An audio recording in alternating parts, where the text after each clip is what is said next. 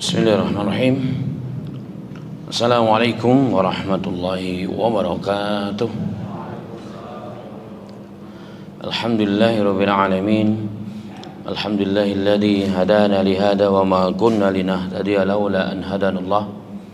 Alhamdulillahilladzi hamdan katsiran tayyiban mubarakan fihi kama yuhibbu rabbuna wa yarda. Allahumma shalli wa sallim ala habibina al-Mustafa Muhammad bin Abdillahil Amin sallallahu alaihi wasallam wa ala alihi wa ashabihi wa durriyyatihi wa man tabi'a sunnatahum ila yaumiddin. Yaqulullahu tabaraka wa ta'ala ya ayyuhalladzina amanu taqullaha wa qulu qawlan sadida yuslih lakum a'malakum wa yaghfir lakum dhunubakum wa man yuti'illaha wa rasulahu faqad faza fawzan adzima.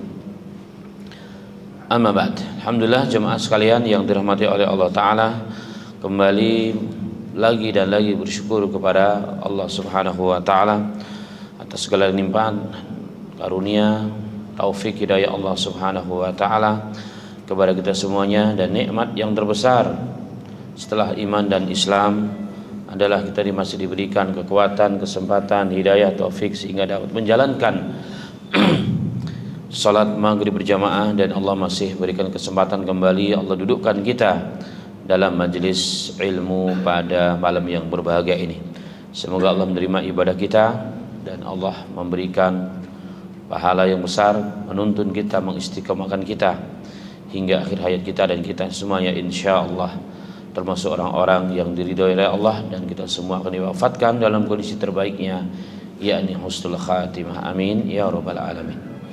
Jemaah sekalian yang dirahmati Allah Ta'ala, bahasan kita masih terkait tentang pesan terakhir dari Nabi kita Muhammad SAW, yakni tentang Ansar. Pesan agar kita menjaga hak-hak dan kita tunaikan hak orang-orang Ansar. Siapakah orang-orang Ansar? Pada pertemuan yang ke-10 kemarin telah dibahas, dan sebagai khulasah sebelum kita masuk melanjutkan bahasan terakhir pada bab ini adalah orang-orang Ansar yang dimaksud Al-Ansar jamak dari Nasir. Nasir artinya adalah penolong. Yang dimaksud adalah penolong Allah, penolong Rasulullah. Bil khusus, makna Ansar ini ada dua. Makna secara khusus, makna secara khusus adalah yang dimaksud para sahabat Nabi Muhammad SAW atau orang-orang yang bertemu dengan Rasul, beriman kepada Rasul dari kalangan sahabat, mati dalam kondisi Islam, dan mereka adalah penduduk asli kota Madinah yang dulu namanya kota Yasrib. Mereka lah orang-orang yang menyambut dan memberikan tempat, memberikan sokongan, membantu dan memberikan segala hal yang diperlukan dalam dakwah Islam. Dari sanalah pancaran Islam, cahaya Islam dan cahaya iman kemudian tersebar ke seantero dunia. Nah, orang-orang Ansar inilah yang dimaksud secara khusus. Jadi kalau makna Ansar yang pertama dan utama adalah makna ini, dan ini juga termuat dalam beberapa ayat firman Allah Ta'ala. Di antaranya dalam surat At-Taubah ayat 100 tentang orang-orang Ansar yang dimaksud Ansar makna secara khusus. Allah Ta'ala berfirman, a'udzubillahi minasyaitonirrajim. Was-sabiqunal awwaluna minal muhajirin wal ansar walladzina taba'uuhum bi ihsanin radhiyallahu anhum wa radu'an wa a'adda lahum jannatin tajri min tahtihal anhar khalidina fiha abada dzalikal fawzul azim. Was-sabiqunal awwalun, dan orang-orang generasi awal dari kalangan muhajirin wal ansar, dari kalangan muhajirin wal ansar. Kalimatnya secara khusus orang-orang generasi awal dari umatnya Rasulullah, dari umat Islam ini generasi awal dari kalangan muhajirin, orang-orang Mekah yang masuk Islam kemudian berhijrah ke Madinah atas perintah Allah, dan wal ansar, dan orang-orang penduduk kota Madinah yang menyambut dan memberikan tempat kepada orang-orang muhajirin. Itulah orang Ansar. Allah mengatakan generasi awal dari kalangan orang-orang muhajirin dan ansar, walladzina taba'uuhum bi ihsan, dan orang-orang yang mengikuti mereka dengan baik, yang menjadikan standar Islam mereka sebagai standar kita. Sebagaimana dalam surat yang lain, jika kita beriman kama amanu bihi faqad ihtadaw. Wa in amanu kama amantum bihi faqad ihtadaw. Seandainya kita beriman sebagaimana imannya mereka, yakni sahabat ini, bil khusus Muhajirin dan Ansor, baru kita dianggap benar-benar beriman. Islam yang benar itu Islam mereka. Islam yang benar itu standar Quran itu adalah Islam para Muhajirin dan Ansor. Ikhlas, betul-betul menjalankan Islam dengan benar. Orang-orang yang mengikuti mereka dengan benar, dengan baik, apa kata Allah? Radhiyallahu anhum wa radu'an. Subhanallah, Allah meridhoi mereka dan mereka meridhoi Allah, sebagaimana Allah meridhoi kaum Muhajirin dan Ansar. Ini pengikut orang Muhajirin dan Ansar, inilah yang menjadi ikutan kita dalam kita menjalankan Islam. Jika ini jadikan standar, maka insya Allah Allah memberikan ridhonya kepada kita, dan kita pun tentunya pasti ridho dengan keridhaan Allah atas kepada kita. Enggak cuma sampai di situ, kata Allah, wa'addalahum jannatin tajri tahtahal anhar khalidina fiha abada. Allah siapkan bagi mereka surga-surga yang mengalir, taman-taman yang begitu indah yang mengalir dalamnya sungai-sungai. Ada sungai khamar, ada sungai madu, ada sungai air putih yang begitu putih yang tidak terkontaminasi dengan apapun. Subhanallah. Orang minum di sana bukan karena haus, orang minum 3 sungai tersebut karena semakin diminum semakin nikmat. Kalau nikmat dunia kan makanan seenak apapun, seberapapun harganya, ya kan? Kan ada tuh yang ada majalah saya pernah baca, dan ada juga kalau salah di YouTube, di beberapa negara kalau ingin makan yang akan mendapatkan sensasi baru itu harus booking sampai 6 bulan 1 tahun. Kenapa? Karena naik sampai ke atas bumi yang begitu tinggi. Ada yang di dalam gunung dengan susah payah. Ada yang dibentuk apa namanya restorannya seperti kamar mandi. Naudzubillah. Jadi makanannya bentuknya kotoran. Ada yang dibentuk didesain sembilan rupa, restorannya seperti kuburan. Kenapa? Mereka udah bosan dengan nikmat-nikmat yang ada ini. Karena ternyata makanan seenak apapun, semahal apapun, nikmatnya kalau lapar, nikmatnya sampai di sini. Habis itu sudah ogah. Makanya makanan seenak apapun kalau kita kasih orang sudah kenyang, rasanya jadi tidak nikmat. Tapi sesederhana apapun makanan tersebut kalau dikasih orang-orang yang di pinggir jalan yang sedang kelaparan, masya Allah, mereka bersyukurnya luar biasa. Bukan karena besar dan apa namanya dan mahalnya makanan, tapi kita berikan saat dia perlu, itu nikmatnya luar biasa. Dan ini sangat berbeda dengan nikmat akhirat. Ketika kita minum air apa namanya sungai-sungai ini, ya, bukan kita minumnya itu karena kita haus, tetapi semakin diminum semakin nikmat, semakin diminum semakin nikmat. Nikmatnya terus bertambah dan bertambah dan bertambah dan bertambah. Kemana larinya itu? Setelah mereka makan jusaannya, bahasa Jermannya gelegean, bes hilang. Jadi mereka tidak wala yabulun wala yadagawatun. Dalam hadis yang sahih, orang di dalam surga itu makan dan minum semakin hari semakin nikmat itu tanpa buang air kecil, tanpa buang air besar. Hanya apa? Jusa, sendawa doang. Dan sendawa pun baunya lebih wangi daripada kasturi. Kalau kita makan jengkol baunya jengkol, ya kan? Makan ikan asin baunya ikan asin. Kalau di surga makan masya Allah luar biasa. Baik, biar nggak terlalu jauh, kita kembali kepada ayat. Nah, ayat ini adalah dijanjikan kepada siapa oleh Allah? Kepada orang-orang yang mengikut, yang menjadikan sahabat Rasulullah, kaum Muhajirin dan Ansar menjadi standar dalam Islam kita, ya, standar Islam kita, dan mengikuti mereka dengan baik. Kita ridho kepada Allah, Allah ridho kepada kita ridho kepada Allah, dan disiapkan surga-surga di dalamnya yang begitu indah, yang begitu luar biasa. Tidak hanya sampai di situ, bukan hanya semasuk sehari 2 kali habis itu dikeluarin, enggak. Diundang makan siang habis itu dipulangkan, enggak. Enggak seperti itu. Bahkan Allah mengatakan khalidina fiha abada. Kekal di dalamnya selama-lamanya. Dalam masalah namanya takidat, penguat, sudah kekal selama-lamanya. Kekal aja udah selama-lamanya. Kekal artinya apa? Kekal, benar-benar kekal. Kekal selama-lamanya itu berapa tahun, Bapak-bapak sekalian, jemaah sekalian, ibu-ibu? 1 miliar tahun? 2000 tahun? Kalau tidak salah Imam Ghazali pernah memisalkan selama-lamanya itu seandainya ada Pulau Kalimantan itu isinya gula. Kira-kira berapa juta ton gula itu diambil 1 tahun satu gula pasir. Kira-kira kalau Pulau Kalimantan itu isinya gula, 1 tahun diambil 1 gula pasir, berapa ribu tahun kira-kira? Berapa miliar tahun? Anggaplah sampai miliar-miliarnya tahun sampai habis angka. Tapi apakah itu dianggap kekal? Tidak kekal. Kenapa? Karena ada waktunya akan habis itu gula. Ini sebagai gambaran. Tetapi khalidina fiha, selama-lamanya, memang la nihayata laha. Kalau orang Urdu Pakistan bilang bilkul kuene intahanehi, tidak ada ujungnya, tidak ada habisnya, nggak ada finishnya, nggak ada sama sekali. Itulah selama-lamanya. Ya, dzalikal fawzul adzim. Orang yang mendapatkan ini, itulah kemenangan yang hakiki. Itulah kebahagiaan yang besar. Itulah kesuksesan yang kita dambakan. Nah, ayat ini yang ingin kita maksudkan adalah penyebutan kalimat wal ansor, maka makna ansor secara khusus disebutkan oleh Allah Ta'ala pada ayat ini.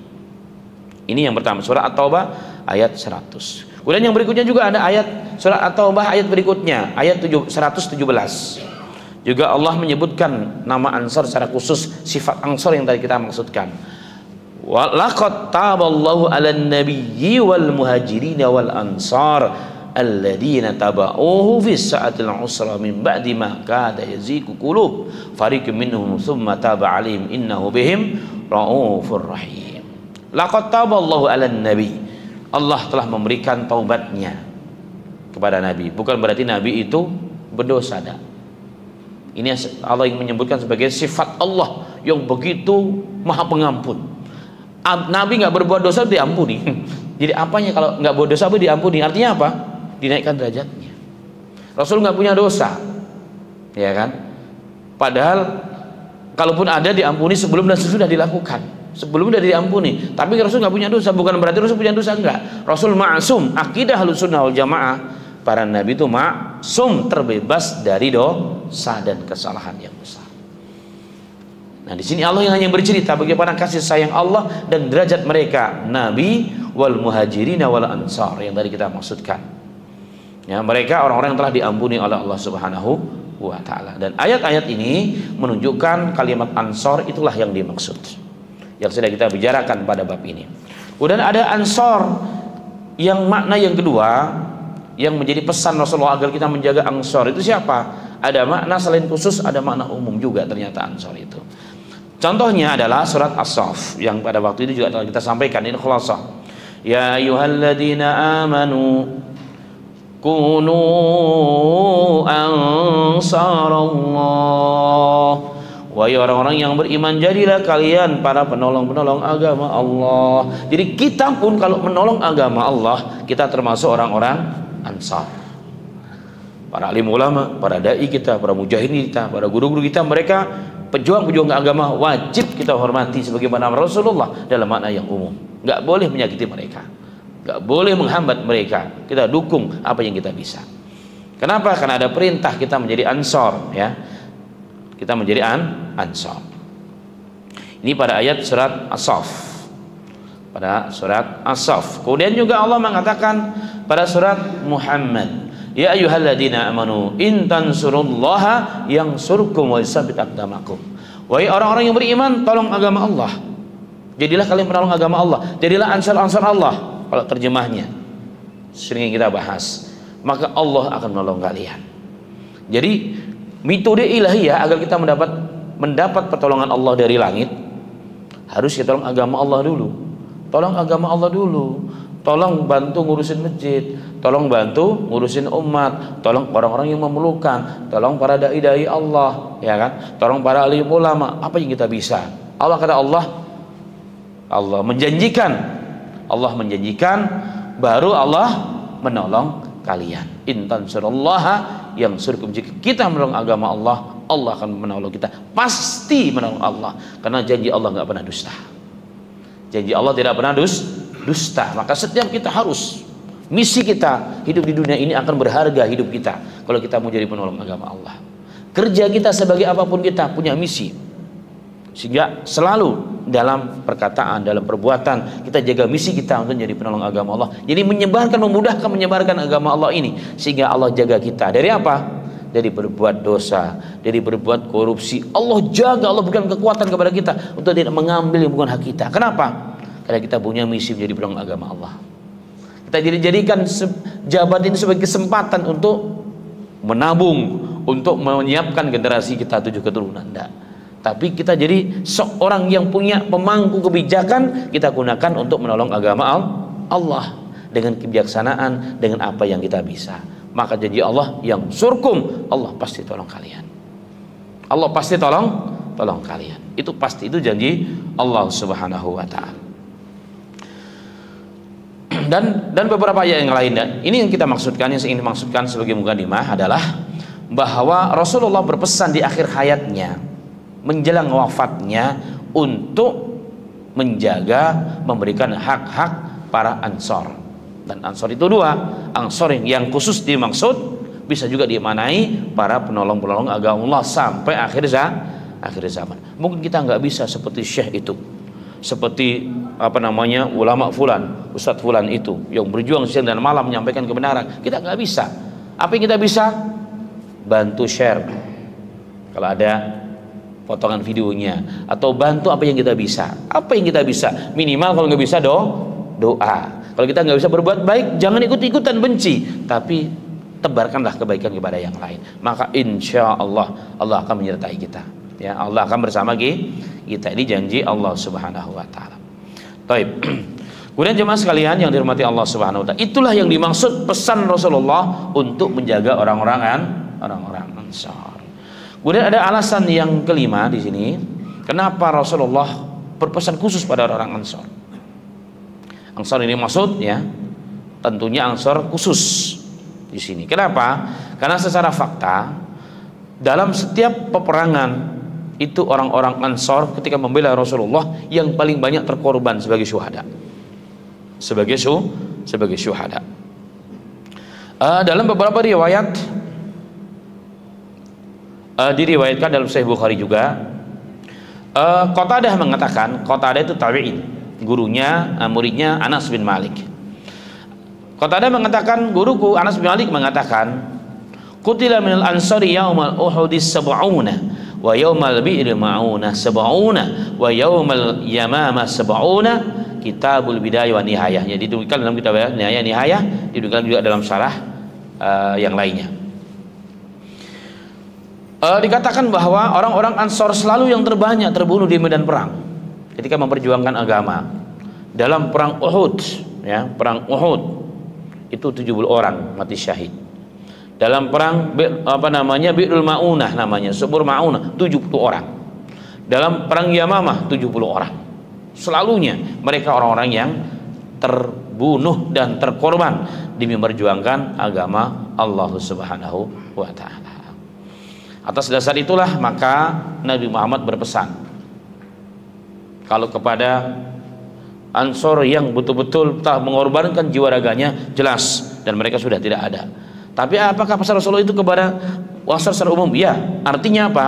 Kalau kita terjemahkan dengan bahasa hari ini, hormatilah, jagalah orang-orang yang telah banyak berkorban untuk agama kita. Jangan dilihat kekurangannya, lihatlah peninggal kebaikannya. Contoh, ini masjid.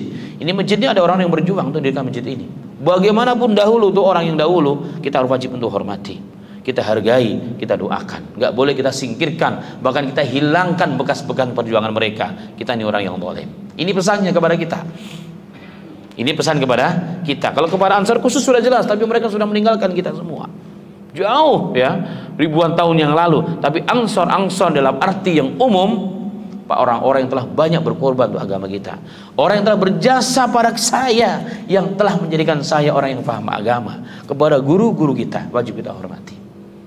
Jangan sampai guru-guru yang pertama kali mengenalkan kita alif ba sholat, ya kita lupakan gara-gara kita ngaji sudah beda. Wah, guru berarti guru saya yang dahulu tuh semua orang nggak benar, itu berarti ya sesat. Wah, itu jangan. Bagaimanapun kita paham agama karena mereka awalnya, sebelumnya hebat-hebat sekarang, ya kan? Dari mana? Siapa yang ngajarin? Mereka. Ini kita nggak boleh lupakan.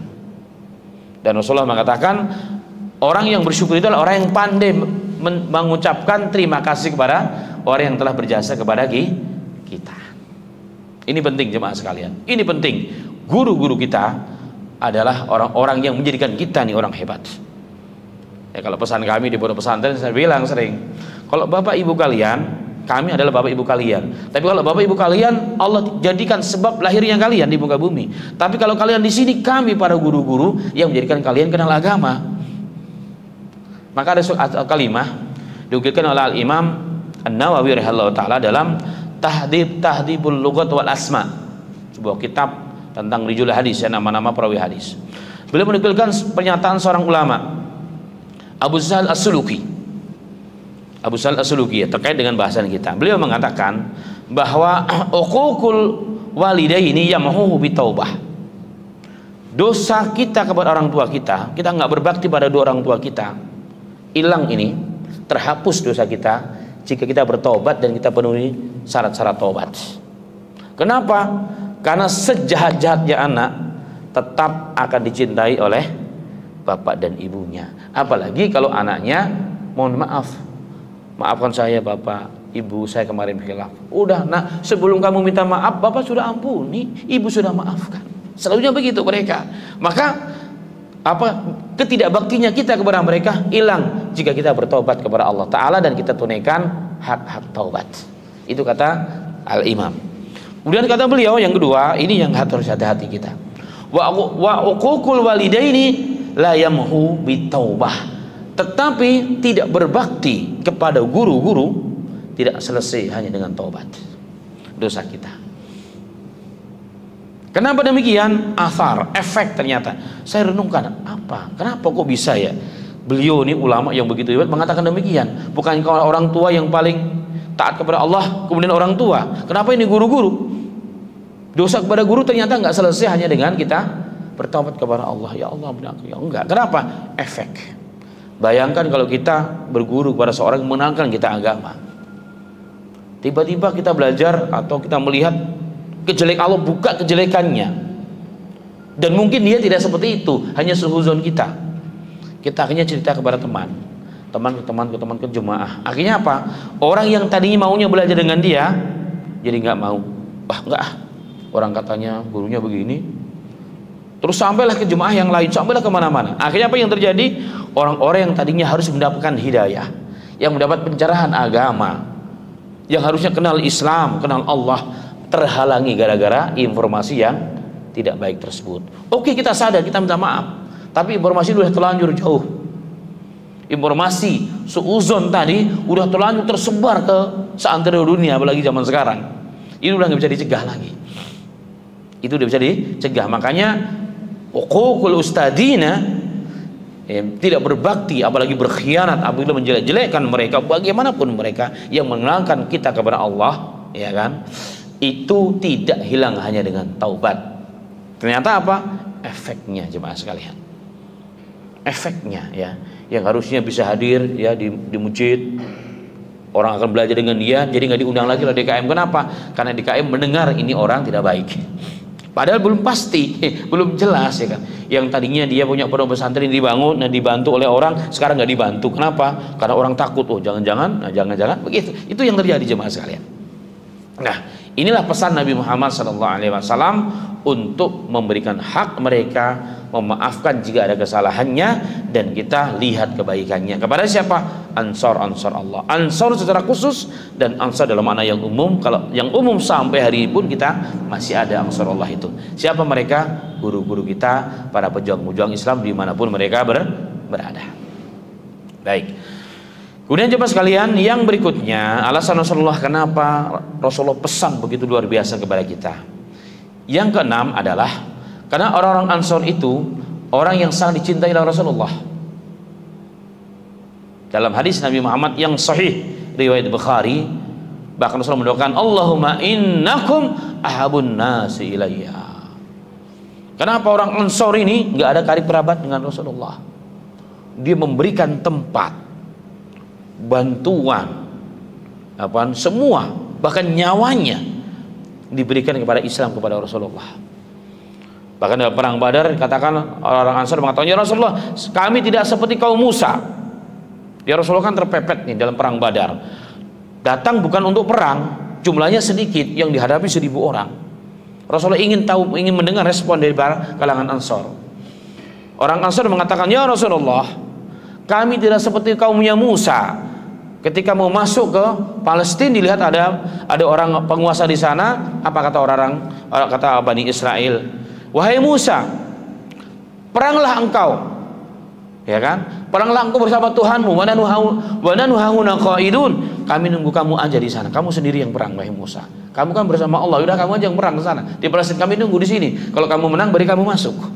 Kata orang Ansar, kami tidak seperti itu ya Rasulullah. Kemanapun kau pergi, kemanapun kau perintahkan, kami akan ikut.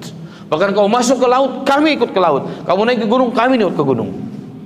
Kami adalah tameng-tamengmu ya Rasulullah. Makanya Rasulullah mengatakan, Allahumma innakum ahabun nasi ilayya. Kalian wahai orang-orang Ansar, orang yang paling kucintai.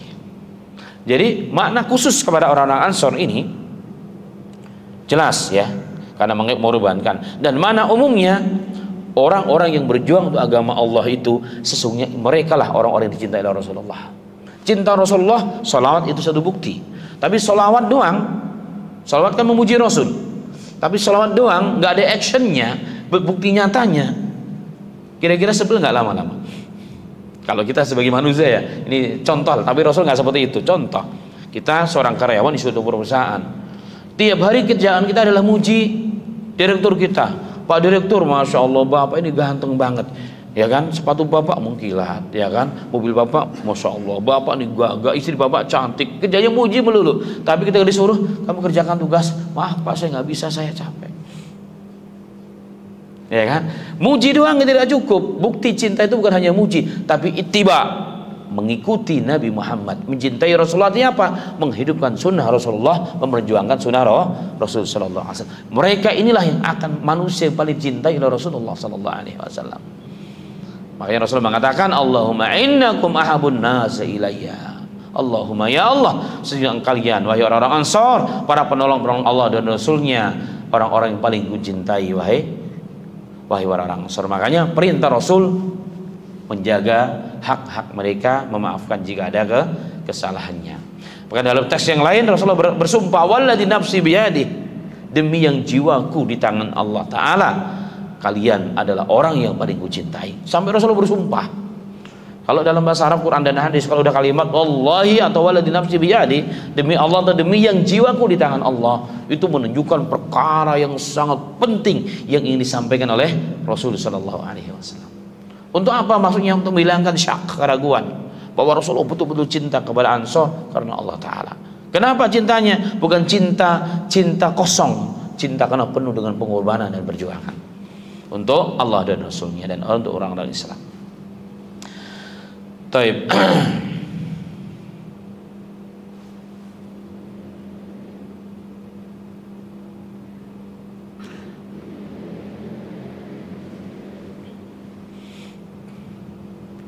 Yang ketujuh, para pejuang-pejuang agama Allah, para Ansar itu ditunggu oleh Rasulullah di Telaga Al-Kautsar dan akan dikasih minum dengan tangannya Rasulullah sallallahu alaihi wasallam. Telaga Al-Kautsar berdasarkan dalam riwayat hadis ini diriwayatkan oleh Imam Qurtubi dalam kitab At-Tazkirah. Itu yang rajih, Telaga Al-Kautsar ada dua. Menjelang titian Sirat dan setelah masuk dalam surga. Kenapa menjelang Sirat? Banyak hadis yang menunjukkan hal tersebut. Dan Rasulullah menceritakan bahwa Telaga Al-Kautsar dia lebih putih daripada salju, daripada yang putih. Wa ahla minal asal, dan airnya lebih manis dari madu yang paling manis. Dari madu yang paling manis, madu yang asli. Walaupun madu yang beredar kan, yang asli kita nggak bisa jamin itu ya. Nggak bisa melihat. Tapi bukan itu bahasan kita, ya kan? Dan cawannya yang diisi Rasulullah bahkan gak ada di nujumi bisama. Cawan yang diperuntukkan oleh Rasulullah untuk diambil dengan tangannya yang mulia sallallahu alaihi wasallam dari sungai, dari telaga tersebut, diberikan kepada umatnya, kata Rasulullah, seperti jumlah bintang yang ada di laut, yang ada di angkasa sana. Ada seorang peneliti dari Perancis atau dari Jerman ya, mengatakan bahwa kan setiap hari itu orang Indonesia juga ada yang kerja di Jerman yang tiap hari mencari planet baru. Jadi ternyata tiap hari itu ada planet baru, dan untuk mempelajari planet baru 3 tahun perlu waktu. Ya, dipelajari rotasinya, pelajari macam-macamnya dan seterusnya. Sehingga tahun 60-an ada yang mengatakan setelah penelitian, kok planet tiap hari muncul baru, nggak ada habisnya. Di belakangnya ada lagi. Itu masih di langit yang pertama. Sehingga beliau menyimpulkan jumlah bintang yang di lautan, yang di angkasa sana, seperti jumlah pasir yang ada di pantai samudra dunia. Kebayang nggak kira-kira berapa banyaknya? Siapa bisa ngitung bapak-bapak sekalian? Nggak ada. Begitu juga cawan-cawannya Rasulullah SAW begitu banyak. Kenapa? Karena umatnya Rasulullah itu adalah umat yang terbanyak yang pernah ada di muka bumi ini. Umatnya Nabi Muhammad SAW, dan Rasul bangga dengan itu. Dan orang-orang Ansor dijanjikan ditunggu oleh Rasulullah di sana, bahkan subhanallah ditunggu oleh Rasulullah SAW di sana. Masya Allah. Hadisnya ya dari beberapa riwayat, ketika Nabi Muhammad SAW akan membagikan, ditawarkan oleh Rasulullah SAW ghanimah kepada orang-orang Ansor. Orang Ansar mengatakan, kami nggak mau ya Rasulullah menerima jika saudara kami orang-orang Muhajirin dapat juga.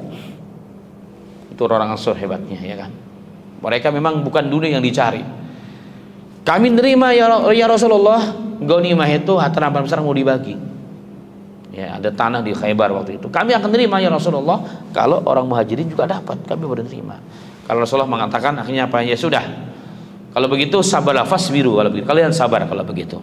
Hatta talqauni fa innahu sayusibukum ba'di atharatan. Kalau begitu ya sudah, kamu sabar, tunggu aku menanti kalian di samping telaga Al-Kautsar. Dan ingat, setelah ini akan ada ya, kalian akan ditimpa dengan fitnah-fitnah. Dan memang betul setelah Rasul meninggal banyak tertimpa fitnah di Madinah itu. Ada beberapa hal luar biasa. Orang Madinah pernah dibantai dalam 3 hari. Ya, ada namanya Waqatul Harrah, itu dibantai hampir ribuan orang dibantai di sana. Bahkan ratusan, 10.000 orang dibantai di zaman Yazid waktu itu. Baik. Nah, hadis yang lain Rasulullah mengatakan, kalian nanti akan berjumpa denganku di alal haud, di telaga Al-Kautsar. Dan Rasulullah mengatakan hadis yang lain, barang siapa yang sekali minum telaga Al-Kautsar tersebut, lan yatma abada, dia tidak akan pernah haus untuk selama-lamanya.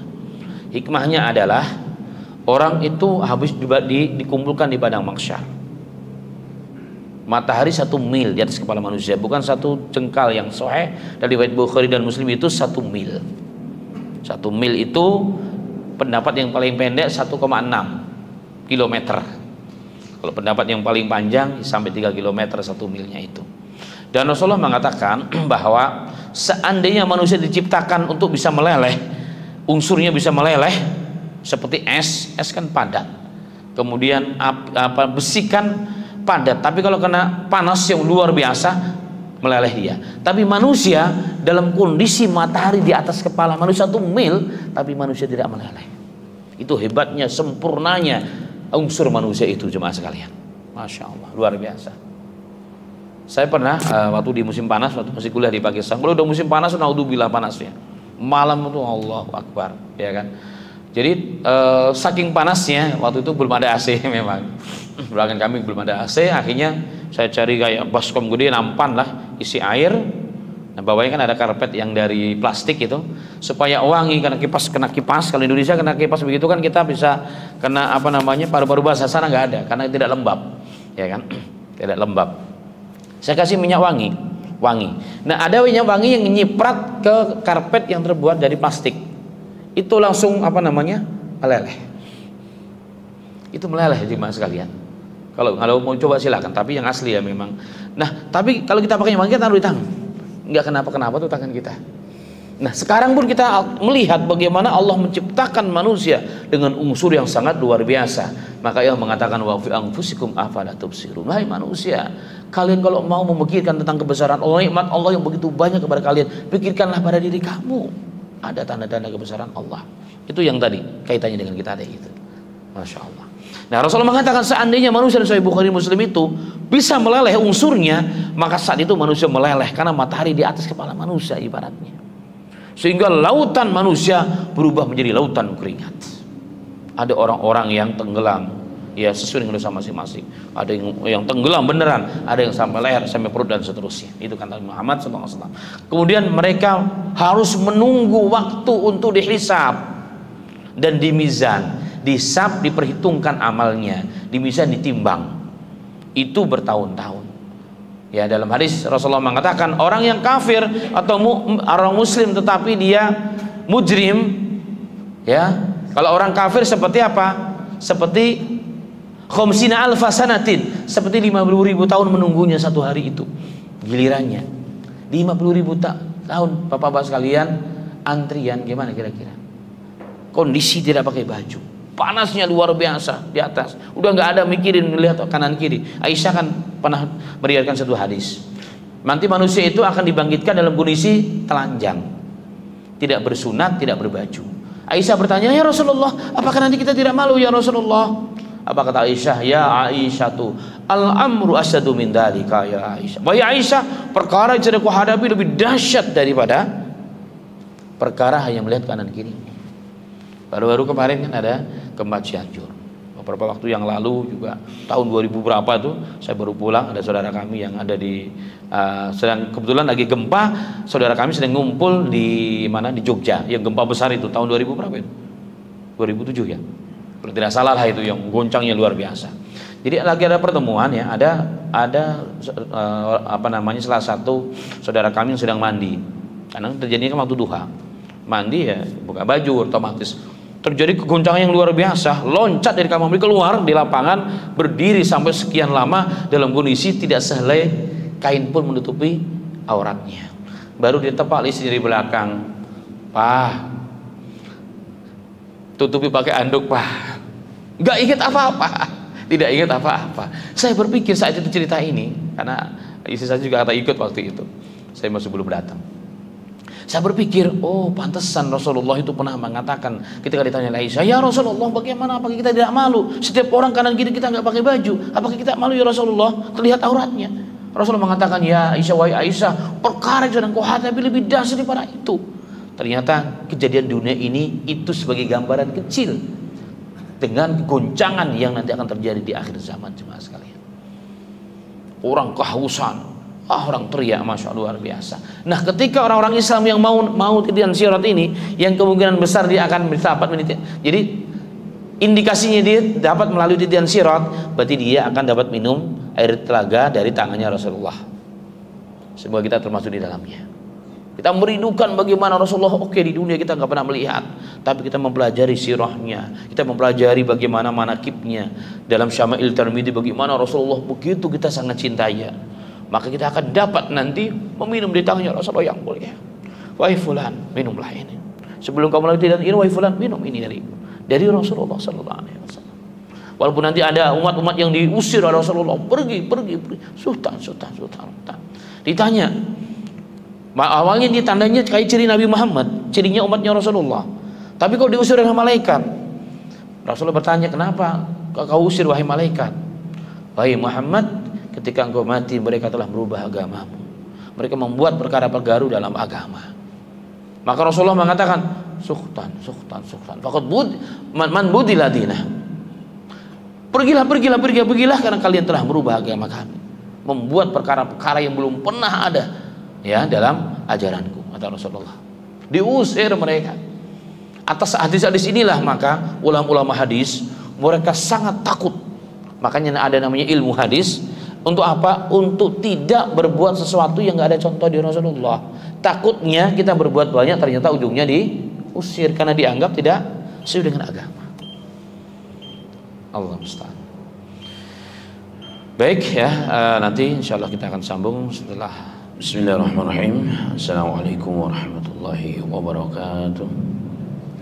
Alhamdulillahirabbil alamin, hamdan katsiran thayyiban mubarakan fihi kama yuhibbu rabbuna wa yarda.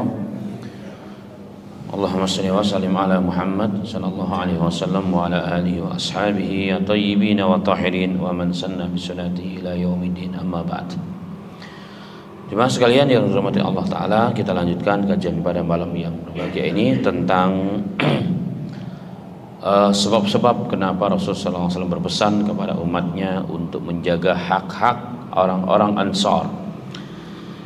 Poin yang ke-8 adalah orang-orang Ansar adalah orang-orang yang selalu mendapat doa dari Rasul. Selalu mendapatkan doa dari Rasulullah SAW, sebagaimana dalam riwayat Imam Bukhari, ketika Nabi Muhammad SAW dan para sahabatnya sedang mempersiapkan perang Khandaq, perang Ahzab, maka setiap sahabat bertugas untuk menggali parit sebagai penghalang ya, dari musuh-musuh yang wilayah yang tidak bisa dijaga oleh para sahabat waktu itu. Dalam kondisi yang sangat dingin, di musim dingin, ya sudah kebayang musim dingin itu, masya Allah, luar biasa. Kalau orang dalam musim dingin nggak ada pintu yang terbuka, semua tertutup rapat, dinginnya luar biasa. Udah begitu perut mereka lah lapar, subhanallah.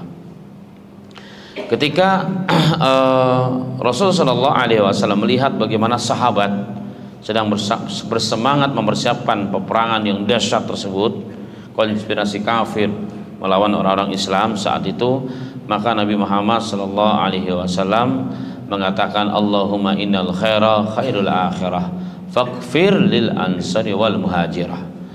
Ya Allah, sesungguhnya tidak ada kebaikan kecuali kebaikan akhirat.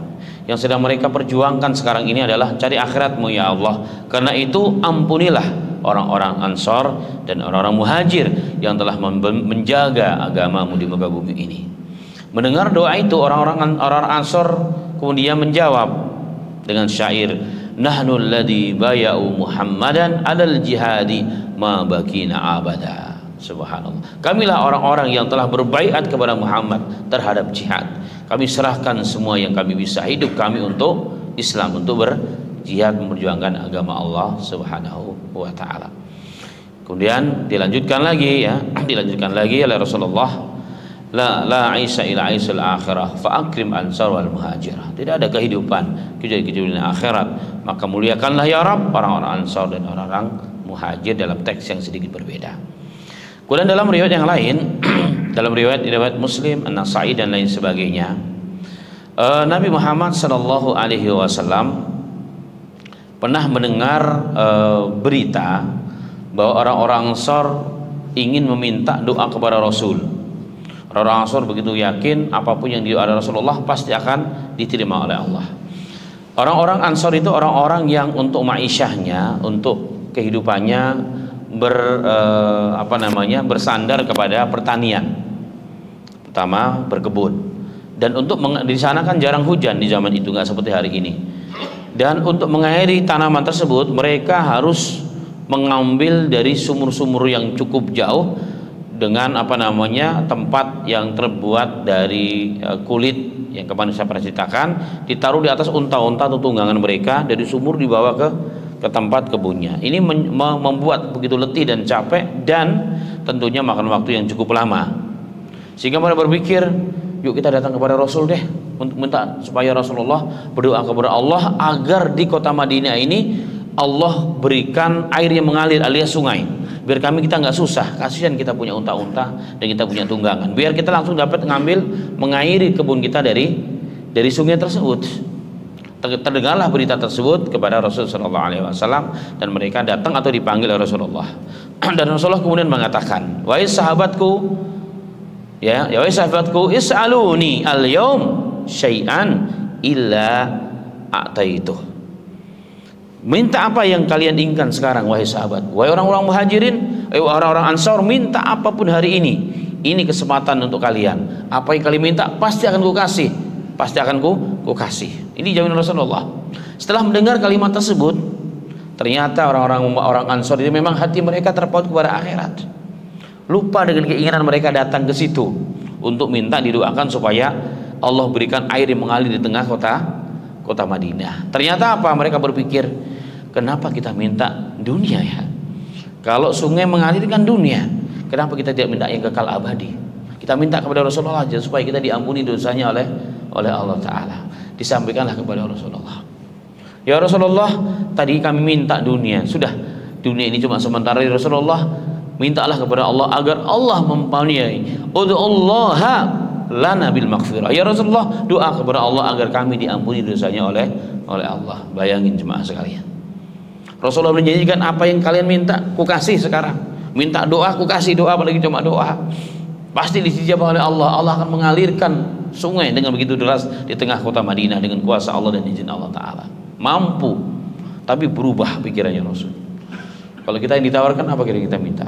Kalau sekarang umur ya Allah panjang 1000 tahun, sehat walafiat, ya kan, istri tambah lagi kalau perlu, rumahnya tambah lagi, ya, dan seterusnya. Kita pikirkan. Baru terakhir, ya Allah kasih kami rezeki yang banyak agar bisa bantu masjid, untuk bangun masjid, untuk perbaiki masjid dan bantu para ustadz yang sedang berjuang. Ini paling akhir. Tapi kalau sahabat bahkan melupakan sama sekali dunia dan minta supaya diampuni dosanya oleh Allah. Ini iman, ini namanya. Ini iman yang luar biasa. Kalau kita bilang orang bodoh ini, orang dikasih kesempatan minta aja dunia dan akhirat, gitu. Paling tidak minta dunia dan juga akhirat, kan Allah perintahkan jangan lupa dunia dan akhirat. Tapi sahabat Ansor itu enggak, bukan tipe kita.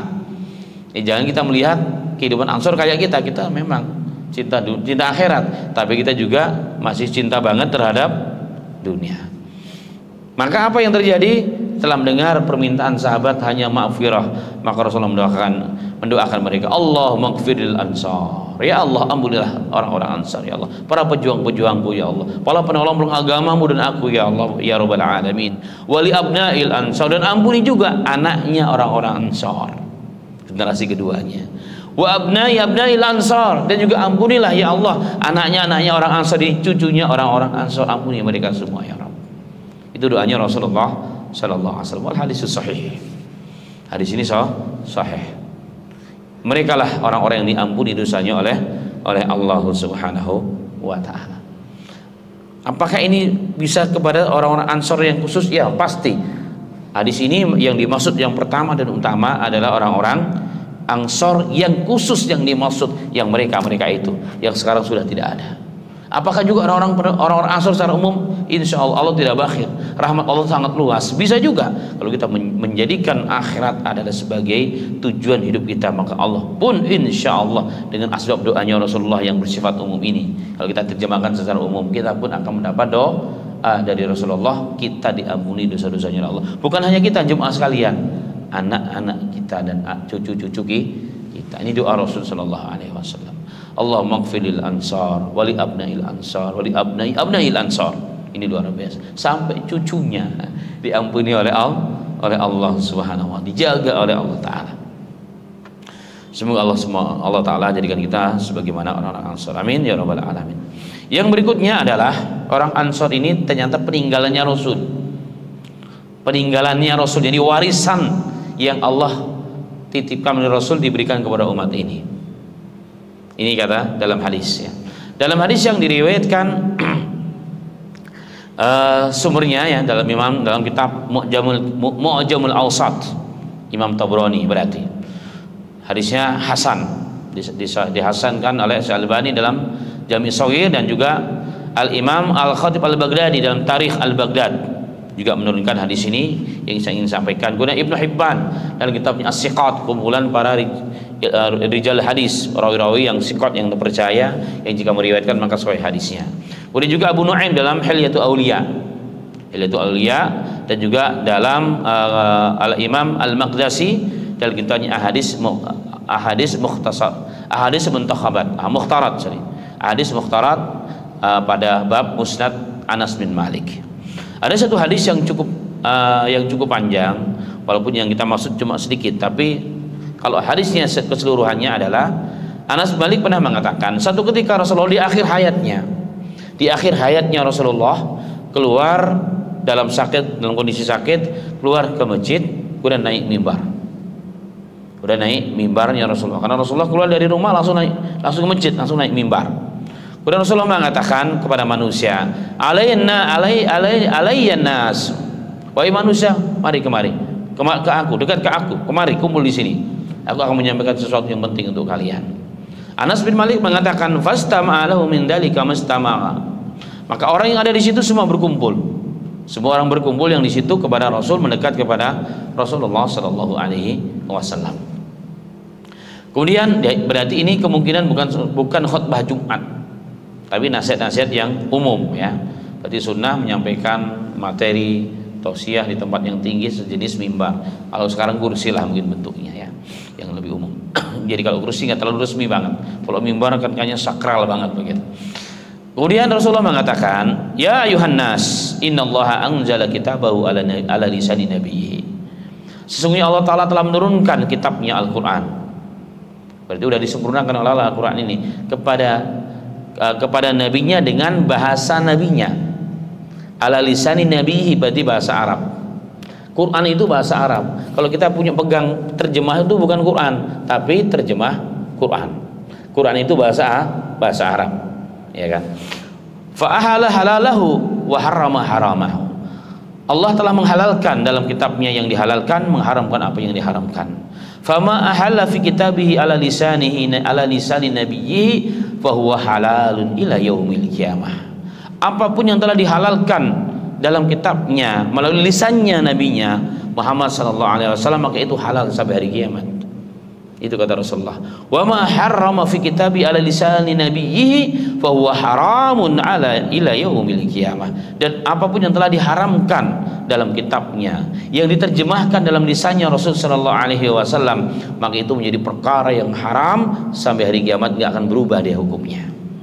Ayuhan nas, wahai manusia, la tu'alliqu ala syai'in, la tu'alliqu alayya bi syai'. Jangan kalian tergantung dengan aku. Ya, Rasulullah mengatakan, jangan kalian tergantung kepada aku. Aku ini bukan Tuhan kalian, tapi aku hanya penyampai risalah dari Allah. Gantunglah kalian kepada Allah. Ini isyarat. Seakan-akan Rasulullah mengatakan, kalaupun saya sudah tidak ada nanti, jangan kalian lepas gantungan kepada Allah. Tetap jalan, tetap hidup. Perjuangan masih terus sampai hari kiamat. Itu pesan Rasul. Nah, yang akhir ini yang sudah dengan kita bahas. Ala inna likulli nabiyyin tarikah wadhi'ah. Ala wa inna tarikati wadhi'ati al-ansar fahfaduni fihim. Ketahuilah wahai manusia, sesungguhnya setiap nabi itu ada peninggalan yang diamanahkan, ada peninggalan yang dititipkan gitu, ada peninggalan yang dititipkan, wadhi'ah namanya, ada peninggalan yang dititipkan. Dan ketahuilah peninggalanku yang kutitipkan bagi kalian adalah orang-orang Ansar, karena mereka penolong-penolong agama Allah. Fahfaduni fihim, maka jagalah mereka untukku, jagalah mereka untukku. Ya, hadis ini sahih, hasan. Para ulama mengatakan hasan hadisnya, artinya bisa jadi dalil. Itu dari tinjauan hadis. Nah, kembali kepada maksud, maka hadis ini pesan Rasulullah kepada orang-orang generasi khusus, yaitu orang-orang Ansar. Tapi kalau terjemah dalam yang umumnya, orang-orang Ansar itu seluruh orang yang berjuang agama Allah. Maka jagalah mereka untuk Rasul. Jadi bukti cinta kita kepada Rasul menjaga para Ansar. Siapa Ansar? Para pejuang-pejuang Islam. Orang memperjuangkan agama Allah dengan segala yang dia bisa, mau kecil atau besar, terkenal ataupun tidak terkenal. Ya, jagalah mereka, lindungi mereka. Ini pesan Nabi. Itulah peninggalannya Rasul. Itulah warisannya Rasulullah yang jelas dan pertama dan utama. Sebagaimana sabda Rasulullah adalah apa? Rasulullah pernah mengatakan, innal ulama warasatul anbiya. Sesungguhnya para alim ulama itu adalah penerus warisan para nabi. Jadi penerus nabi itu adalah para alim ulama. Ini adalah Ansar dalam makna yang sedang kita bahas. Maka jaga mereka, lindungi mereka. Pada pertemuan yang sebelumnya telah dibahas bahwa mereka adalah wali-wali Allah. Ulama itu sesungguhnya wali itu kan harus terbang, karena Quran mengatakan siapa wali Allah? Alladzina amanu wa kanu yattaqun, yang beriman dan yang bertakwa. Maka Imam Syafi'i mengatakan kalau ulama itu bukan wali Allah, falaisa lillahi auliya. Kalau para alim ulama, orang ulama robbani itu ya, yang mengorbankan waktunya, jiwa raganya, hartanya, kehormatan untuk agama Allah, itu bukan wali Allah di muka bumi ini, maka Allah itu nggak punya wali sebenarnya. Wali itu yang bukan tiba-tiba sholatnya di Mekah, enggak. Wali itu yang berjuang bersama kita, yang berjuang agama Allah, itulah wali Allah sesungguhnya. Semua yang beriman itu wali Allah, maka jangan ganggu mereka. Karena Rasulullah mengatakan, Allah berfirman dalam hadits qudsi, Man adani waliyan faqad adantuhu bil harbi. Barang siapa mengganggu waliku, maka telah ku umumkan aku mengajak perang dengan orang tersebut. Maka hati-hati dengan pejuang-pejuang agama Allah, siapapun mereka, dimanapun mereka berada, jangan ganggu mereka. Kenapa? Allah mengajak perang. Allah mengajak perang, ya kan? Maka orang-orang yang ada hati dalam hati mereka nggak berani mengganggu para pejuang-pejuang Allah yang mereka ikhlas dalam berjuang, yang tidak ada diinginkan kecuali Allah, kecuali Islam tersebar, kecuali kemaslahatan dan kebaikan bagi umat dan bangsa dan negara. Jangan diganggu mereka. Hati-hati, bahasa Indonesianya kualat. Kenapa Allah mengajak perang? Allah mengajak perang mereka. Allah tunjukkan di dunia tidak ada orang yang mengganggu para pejuang agama kecuali sebelum mati Allah hinakan di dunia, sebelum di akhirat. Ya kan, ada seorang sahabat yang mustajabud doa, namanya Sa'ad bin Abi Waqqas. Beliau pernah menjabat sebagai seorang gubernur di wilayah mana, Mesir atau di mana saya lupa, di beberapa tempat. Intinya pernah menjabat dan dia dijelekkan oleh orang, dan dia terkenal doa kalau mengangkat tangan diterima oleh Allah karena dia menjaga segala hal. Dia dijelekkan dengan sesuatu yang tidak dilakukan, padahal dia seorang pemimpin. Ini makanya bahaya nih menggibah pemimpin yang memang belum jelas kebenarannya sampai ke telinga kita. Jangan ikut-ikutan menggibah, dosa. Apalagi kalau dia orang soleh, masya Allah. Maka sahabat ini doa kepada Allah. Ini setelah Rasulullah meninggal dunia nih, di zaman Umar kalau tidak salah. Ya Allah, jika apa yang dikatakan itu dusta, ya Allah, panjangkan umurnya. Panjangkan umurnya ya Allah, dan hinakan dia sebelum matinya. Hinakan dia sebelum matinya. Jadi ternyata betul orang ini ya, umurnya begitu lama sampai pipinya itu kayak jatuh. Jadi muka itu sampai dagingnya itu udah berpisah dengan, udah nggak lengket lagi. Saking lamanya umurnya, ya kan. Dan anehnya nggak mati-mati. Dan tiap hari dikerjanya di jalan gangguin perempuan yang lewat sambil mengatakan, aku terkena doanya Sa'ad, aku terkena doanya Sa'ad. Dihinakan oleh Allah di dunia, dan dia matinya di sumur dia sendiri, nyemplung ke dalam sumur kemudian meninggal dunia. Allah hinakan. Makanya jemaah sekalian, hati-hati ya, orang-orang yang soleh, orang-orang yang baik, guru-guru kita, apapun dia dimanapun berada, doakan kebaikan, jangan ganggu mereka, kalau perlu bantu mereka. Kenapa? Rasulullah aja mendoakan para Ansor. Rasulullah aja mendoakan para Ansor dan menganggap orang Ansor adalah peninggalan Rasulullah yang diamanahkan kepada kita, dititipkan maksudnya. Tarikati wa wadhi'i, artinya yang kutinggalkan dan kutitipkan untuk kalian wahai manusia. Kita harus jaga dan kita harus hormati mereka. Baik. Kemudian orang Ansar dijaga oleh Allah. Saat Rasulullah ada, dijaga juga oleh Rasulullah Sallallahu Alaihi Wasallam. Dalam hadis yang cukup panjang ya, Nabi Muhammad Sallallahu Alaihi Wasallam pernah bersabda, ya, bersabda bahwa Allah Subhanahu Wa Taala adalah mawalidun nas, Allahu wa rasuluhu maulahum. Jadi yang menjaga orang-orang Ansor ini bukan manusia, tapi Allah dan Rasulnya. Ini mirip dengan yang di atas tadi. Jadi orang-orang Ansor yang dahulu secara spesial khusus generasi itu, atau Ansor dalam makna yang umum yang saya maksudkan, itu yang menjaga siapa? Allah. Ketika Rasulullah sudah tidak ada, Allah yang menjaganya. Maka mengganggu mereka sama dengan mengganggu Allah, akan murka kepada kita. Naudzubillah. Kemudian yang berikutnya jemaah sekalian adalah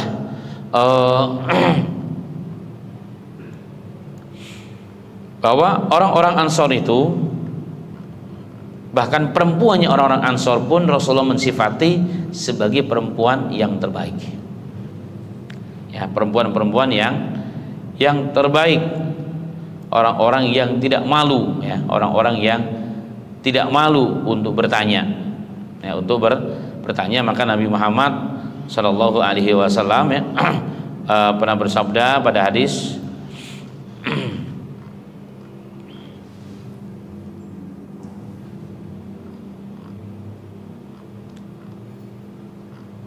sebaik-baik wanita adalah wanita orang-orang Ansor. Kata Rasulullah, Allah mensifati Istri-istrinya orang-orang Ansor adalah istri-istri yang terbaik, istri-istri yang terbaik. Dan Nabi Muhammad SAW pada poin berikutnya juga berkeinginan jadi orang Ansor. Dalam hadis yang sahih, ya, hadisnya cukup panjang, Rasulullah mengatakan, seandainya bukan karena hijrah, jikalau bukan karena sebab hijrah, Rasulullah hijrah dari Mekah ke Madinah, maka aku ingin menjadi bagian dari orang Ansor. Rasulullah kan bukan orang Ansor, bukan orang Madinah. Rasulullah orang Mekah yang datang ke Madinah, maka pendatang, jika bukan karena masalah ini, saya ingin seperti orang-orang Ansor ini, jadi orang-orang Ansor. Kenapa? Karena begitu tinggi kedudukannya di sisi Allah Subhanahu wa Ta'ala. Nah, yang terakhir, ya, masih banyak, tapi yang terakhir kita singkat pada malam hari ini adalah sifat keutamaan orang-orang Ansor yang masih kita lihat sampai hari ini. Yang kita lihat sampai hari ini adalah apa? Dermawan, sakha, subhanallah, dermawan yang tidak ada bandingnya. Ini luar biasa orang-orang Ansor. Kedermawanan yang sangat-sangat susah untuk dilampaui, dan hati mereka bersih. Kenapa mereka dermawan? Karena hati mereka bersih. Dan Allah mensifati dalam Al-Quran, ya, pada surat Al-Hasyr, a'udzubillahi minasyaitonir rajim, walladzina tabawwa'ud dar wal iman. Subhanallah. Dan orang-orang yang menempati, ya, tabawwa'ud dar, kota Mekah, kota Madinah, ya, kota Madinah, dan mereka orang yang beriman sebelum kedatangan orang-orang muhajirin. Yuhibbuna man hajara ilaihim. Yuhibbuna, orang-orang Ansor mencintai orang yang datang kepada mereka. Ini sifat. Wala yajiduna fi sudurihim hajatan mimma utu wa yusiruna ala anfusihim walau kana bihim khasasah. Dan tidak mendapatkan dalam dada mereka, hati mereka, apapun keinginan. Ketika mereka berbuat baik, membantu saudaranya, membagi separuh kekayaannya, bahkan ingin kalau mau istri mau dinikahin, nikahin, saya ceraikan. Itu kata orang-orang Ansor. Kenapa mereka lakukan? Nggak ada kepentingan apapun, nggak ingin dibalas kebaikan itu, dan mereka tidak hasad dengan siapapun. Subhanallah. Makanya kan tadi dikisahkan Rasul ingin membagi, ya, membagi ghanimah kepada orang Ansor. Mereka mengatakan, saya nggak mau ya Rasul, sebelum saudara kami orang muhajir juga dikasih yang sama. Jadi kalau begitu kamu sabar aja, kata Rasulullah. Ini bukti dalam diri mereka betul-betul tidak ada apa-apanya dalam hati mereka, ya kan? Rasulullah pernah di satu peperangan orang muhajir dikasih banyak mu'alafnya, Ansor nggak dikasih apa-apa. Ada orang-orang munafik nih yang mencoba ngompori para orang-orang Ansor, maka terdengarlah berita yang kurang menyenangkan hati Rasul. Omongan dari orang munafik sampai ketika Rasulullah, tuh lihat Muhammad. Giliran Muhammad nggak punya apa-apa, datang ke Madinah, kalian kasih apa-apa. Giliran dia punya rampasan perang yang begitu banyak, yang dikasih bukan kalian, tapi siapa? Tetap aja saudara-saudaranya yang dari kaum muhajirin, katanya. Maka Rasulullah mengumpulkan seluruh orang Ansor, khusus orang-orang Ansor. Rasulullah mengatakan, wahai sahabat-sahabatku orang-orang Ansor, aku tuh bagian dari kalian. Mencintai Ansor bagian dari iman, membenci kalian orang munafik. Itu kata Rasulullah. Kalau orang-orang muhajir itu mereka pulang dengan dunia, ya, pulang dengan harta yang kukasih kepada mereka. Kalian pulang wahai orang-orang Ansor bersama aku, bersama Allah dan Rasulnya. Apa kalian tidak ridho? Maka seluruh orang Ansor mengatakan, radhina ya Rasulullah, kami ridho ya Rasulullah. Mereka nangis, walaupun mereka tidak mengucapkan itu, tapi ini terdengar dari sebagian orang-orang munafik. Begitulah orang-orang Ansor. Bahkan Allah mengatakan, wa yusiruna ala anfusihim walau kana bihim khasasah. Mereka mampu mengorbankan keperluannya, hajatnya, untuk berbagi kepada orang lain. Wa may yuqasuh suha nafsihi faulaika humul muflihun. Dan barang siapa yang diselamatkan, dijaga bakhil. Ini bakhil dan rakus. Barang siapa yang diselamatkan dari sifat bakhil dan rakus ini, apa kata Allah? Faulaika humul muflihun. Mereka lah orang-orang yang sukses, orang yang bahagia. Inilah orang-orang Ansar. Inilah orang-orang Ansar. Nah, dalam Sahih Bukhari secara singkat, asbabun nuzul ayat ini adalah ketika Rasulullah kedatangan tamu.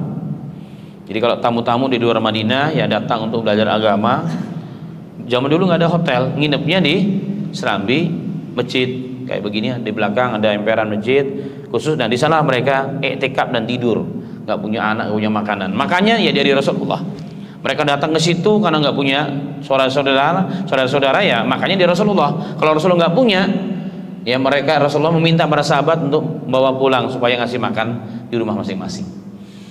Mereka disebut dengan kaum kaum sufah. Kadang-kadang ada yang 3 hari, ada yang sampai sebulan dan seterusnya. Ada yang 20 hari, jadi orang-orang datang dari Yaman. Berganti-ganti orang datang ke situ untuk belajar dengan Rasulullah secara khusus, termasuk Abu Hurairah, itu bagian dari mereka. Nah, satu ketika Rasulullah kedatangan para tamu, Rasulullah memerintahkan kepada Abu Hurairah, kadang-kadang kepada Bilal untuk ngecek di rumah istrinya Rasulullah yang 9 ada nggak makanan untuk tamu-tamuku ini. Mereka mengatakan nggak ada ya Rasulullah. Ibunda kaum mukminin istrinya Rasulullah mengatakan nggak ada di rumah apa-apa. Jadi Rasulullah nggak punya apa-apa. Seorang raja, kalau pemimpin negara, pemimpin panglima tertinggi, ya, kekuasaan di tangannya, rumahnya nggak ada isinya, jemaah sekalian, nggak ada isinya. Masya Allah. Padahal kanan kirinya orang-orang kaya semua. Bahkan sampai meninggalnya Rasulullah hanya untuk makan saja. Ini pemimpin tertinggi, bahkan paling mulia dunia dan akhirat, menggadaikan perisainya kepada orang Yahudi, nggak cerita kepada bawahannya, apalagi sampai malakin, ya kan? Apalagi sampai malakin buat strategi gimana supaya ada berduit, nggak ada. Nggak ditakhir-takhir itu budget dari negara, akhir tahun baru dihabisin, ya kan? Nggak begitu. Nggak cerita dengan keperluannya, cerita. Memang perjuangan memang begitu. Perjuangan di seluruh dunia begitu. Banyak orang-orang yang mujahadah kita nggak pernah tahu di belakang sana, yang kadang-kadang nggak makan, nggak minum, nggak punya apa-apa di rumahnya, tapi dia tetap tersenyum kepada umat. Masya Allah. Rasulullah nggak mau menggantungkan dengan siapapun. Kira-kira kalau sahabat tahu ridho nggak sahabat sampai Rasulullah menggadaikan perisainya hanya untuk makan? Nggak mungkin. Di sana ada Abu Bakar, ada Umar, ada Utsman, ada Ali, ada Abdurrahman bin Auf. Ini orang-orang yang Masya Allah dunianya luar biasa. Allah kasih kekayaan di tangan mereka, ya kan? Ada sahabat yang bahkan kalaupun tanah dipegang dijual laku saking hebatnya bertransaksi itu. Masya Allah luar biasa. Nah, dan kembali kepada maksud, Nabi Muhammad SAW ternyata nggak punya apa-apa. Maka Rasulullah mengatakan, ya sudah, sekarang yang punya kemampuan masing-masing bawalah tamu-tamuku. Ada yang bawa 2, ada yang bawa 3, ada yang bawa 5. Ada seorang sahabat Ansor, saya 1 ya Rasul. Padahal Rasulullah batin nih, orang kaya ini mujahadah, tapi hidupnya kan doahir kan kelihatan, orang kaya dengan tidak kan. Tapi dia mau, Masya Allah. Rasulullah mengatakan luar biasa nih. Apa yang terjadi di rumah? Dia tanya, wahai adindaku, ada makanan nggak tuh tamunya Rasulullah? Waduh sayang abang, nggak ada.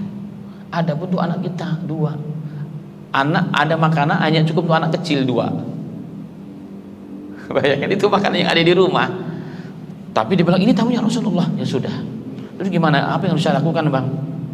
Ya sudah, anak kamu lalikan dia dari makanan. Kalau dia lapar tidurkan.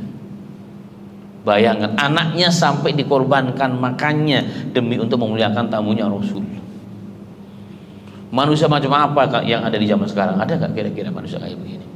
Masya Allah luar biasa. Kalau kita bilang wah bodoh tuh orang.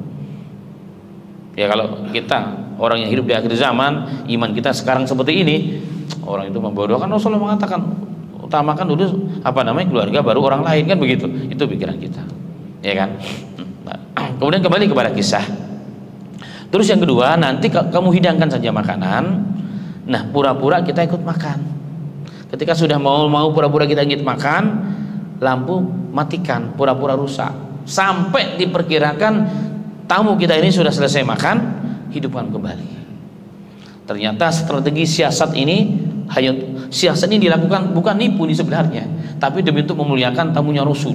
Saking-sakingnya pingin memuliakan tamunya Rasul. Kan ada orang tuh yang pingin sekali memuliakan tamu, tapi apa daya dia nggak punya apa-apa. Ini yang dia punya. Makanya membantu itu bukan besar kecilnya, tapi bagaimana kondisi dan keikhlasan dia. Masya Allah. Maka strategi yang mereka sepakati dengan istri berjalan dengan baik. Berjalan dengan baik, maka tamunya senang, ya Masya Allah, terima kasih, diajak pulang ke masjid. Mereka itu dalam kondisi kelaparan jemaah. Dalam kondisi kelaparan, anaknya ditidurkan dalam kondisi kelaparan demi untuk menyenangkan tamunya Rasul. Masya Allah. Di pagi hari dipanggil sahabat ini. oleh Rasulullah SAW, wahai sahabatku, sesungguhnya tadi malam Allah telah menguji kalian. Apa yang kalian lakukan telah dipuji oleh Allah. Turunlah ayat tadi itu. Wa yusiruna ala anfusihim walau kana bihim khassasah. Kamu mampu mengorbankan kepentinganmu dan kepentingan anakmu, keluargamu, makan malam kalian. Kalian tidur dan uji kelaparan demi memuliakan tamuku, tamu Rasulullah SAW. Ini hebat, luar biasa jemaah. Apakah masih ada? Mungkin masih ada. Mereka nggak pernah kelihatan orang begini, orang ikhlas memang. Ya, orang ikhlas. Ada selalu yang begini-begini itu banyak. Selalu ada mereka. Mereka lah sedang masuk huda. Lentera-lentera yang ada di muka bumi ini sebenarnya mereka itu. Ya kan? Kita nggak pernah tahu. Ada orang yang kadang-kadang menutupi kekurangannya, dia pakai yang bagus, hartanya habis untuk agama. Tapi dia nggak pernah cerita dengan siapapun kelaparan yang ada dalam perutnya. Para pejuang-pejuang kita banyak sampai hari ini. Para ustadz-ustadz ya yang memperjuangkan agama itu banyak saya lihat. Masya Allah. Saya pernah datang kepada saudara pesantren, bahkan untuk ngasih makan santrinya, dia rela jual apa saja termasuk motornya dijual dah, nggak apa-apa. Sampai sebegitunya mereka. Ya mereka memang tidak seperti Ansor, tapi ada sifat yang dimiliki, yang dimiliki mencontoh di kalangan orang-orang Ansor. Dan ternyata Allah begitu cinta Rabbul Alamin, pencipta alam semesta alam ini, tidak menutup mata itu. Maka Allah turunkan ayat kepada Rasulullah SAW, ya kan? Yang potongan ayatnya tadi adalah wa yusiruna ala anfusihim walau kana bihim khassasah. Maka Al-Imam Ibnu Katsir rahimahullah taala mengatakan ayat yang ini nih, ayat ini kata beliau ya, ayat Al-Hasr 59 ini, ayat Hasr ayat yang ke-9, ayat ke-9 surah Al-Hasr, alladzina tabau daral wal iman min qaulihim ila akhir. Kata beliau ini pujian untuk orang-orang Ansor yang luar biasa. Dan ayat ini menunjukkan lebih utama dan lebih mulia daripada ayat-ayat yang lain. Kan ada ayat yang lain juga, seperti dalam surat Al-Insan, wa yut'imuna ta'ama ala hubbihi miskinan wa yatiman wa asira. Dan mereka memberikan makan yang disukai kepada orang miskin, anak yatim dan orang-orang yang ditawan. Kemudian juga ada ayat yang lainnya yang mengeluarkan zakat dan seterusnya, ya kan? Dan memberikan makan kepada orang-orang yang lain. Itu dalam ayat dan surat Al-Baqarah ayat 177. Jadi berinfak, memberikan makan kepada orang. Wa atal mala ala hubbihi tabil kurba wal yatama ila akhir ayat. Al-Imam Ibnu Katsir mengatakan ayat yang tadi di atas Al-Hasr orang itu ayat yang sangat mulia. Sama-sama memberikan makan kepada orang yang memerlukan, orang miskin, yatim dan seterusnya. Tapi kondisi itu yang membuat mereka lebih mulia. Itu kata Imam Ibnu Katsir. Maka beliau mengatakan dengan jelas, fa inna haula'i yatasaddaquna wa hum yuhibbuna ma tasaddaqu bih. Dua ayat yang tadi ya Al-Baqarah tadi dan yang satunya ya Al-Baqarah dan surah Al-Insan tadi, mereka memang bersedekah ngasih makan orang, tapi mereka senang. Mereka senang dalam kondisi mereka punya, bahkan mungkin berlebih, bahkan yang dikasih mungkin tidak lebih baik daripada yang dimakan, ya kan?